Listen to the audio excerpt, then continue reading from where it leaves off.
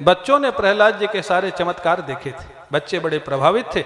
असुरों के बालक प्रहलाद जी से अवकाश का दिन था, प्रहलाद जी विद्यालय में गए, गुरु लोग कहीं चले गए थे विद्यालय के काम से बाहर।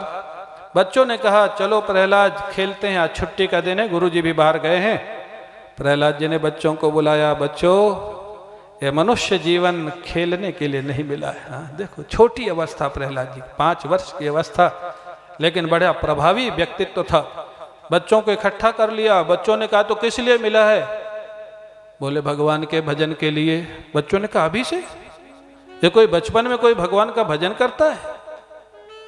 आज भी सब समाज की वही मान्यता है, ये सतयुग से यही मान्यता चली आ रही। भजन कब करना? जब हाथ नहीं चले, जब माला नहीं उठे, जब आंख में दिखाई नहीं दे, तब बोलेंगे अब तुम्हारा भजन का समय हो गया। जब कोई काम के नहीं रहे तब भजन का समय हो गया। अपने तो करेंगे नहीं, दूसरा करना चाहे, अरे ये कोई समय भजन करने का? ये कोई अवस्था है?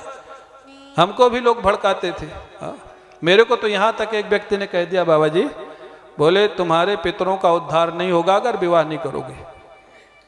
अब मैं तो थोड़ा डर भी गया। बोले पिंड दान नहीं दोगे, तिलांजलि नहीं दोगे तो पितरों का उद्धार नहीं होगा, सांप लगेगा उनका। मैंने पूज्य गुरुदेव से पूछा, पूज्य स्वामी अखंडानंद जी महाराज से। ओनो हंसे, बोले किसने भड़का दिया? अरे बोले जो ठाकुर का भजन करता है उसकी 21 पीढ़ी का उद्धार ठाकुर कर देते हैं, पितरों की तो बात ही छोड़ो, उसके कोई पीढ़ी को उद्धार की जरूरत नहीं। तो दुनिया के जो लोग हैं ना स्वयं करेंगे ना करने देंगे। क्यों? जानते हैं हम फंसे हैं तो ये क्यों छूटे। रोटीराम बाबा एक कथा सुनाते थे, बोले एक गांव में मेला लगा। तो वो बोले मेला लगा हुआ था गांव में, एक जगह भानोड़ जी शिविर के बाहर लगा था, यहाँ मनुष्य का जीव दिखाया जाता है। अब बड़ी उत्कंठा, साइंटिस्ट भी आज तक नहीं देख सके मनुष्य का जीव कैसा होता है। 100 रुपया टिकट, क्यों लगी हुई है, लाइन लगी हुई देखने के लिए। पहला आदमी गया अंदर, 100 रुपये का टिकट था, पूछा कहाँ है मनुष्य का जीव? एक लकड़ी में रोटी टंगी हुई थी।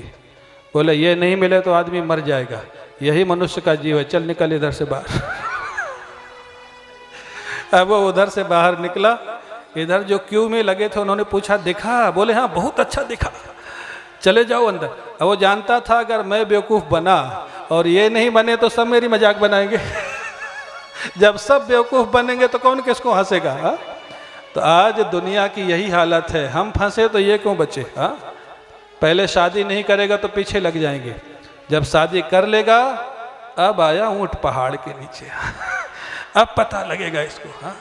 क्या हालत है समाज की। वैसे आप लोग छोड़ना मत मेरे कहने से, और आप छोड़ोगे भी नहीं। कोई किसी के कहने से छोड़ता नहीं।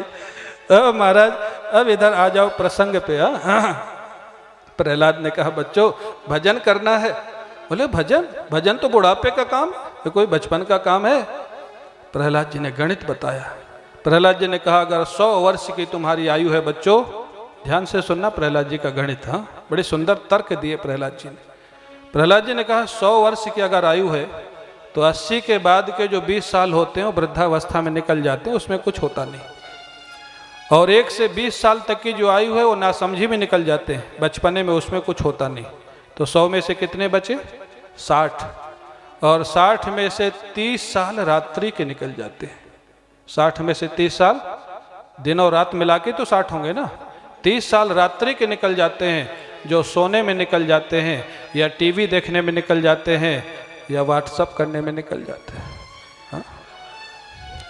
क्यों हंस रहे हो आप लोग? थोड़ा थोड़ा हमको भी नॉलेज है, कभी कभी कर देते हैं। तो महाराज 30 साल उसमें निकल जाते हैं। कितने बचे? 30।